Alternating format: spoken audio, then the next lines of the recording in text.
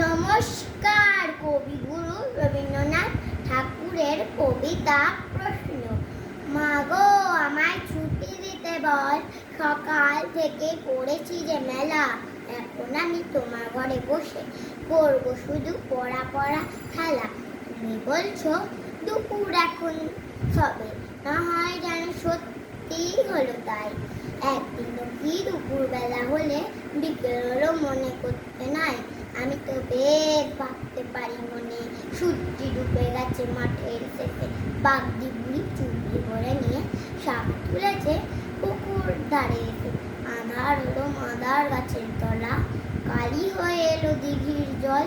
হাটের থেকে সবাই এলো ফিরে, মাঠে থেকে এলো চাষির দল। মনে কর না উঠলো সাজের তারা, মনে কর না সন্ধে হলো যেন।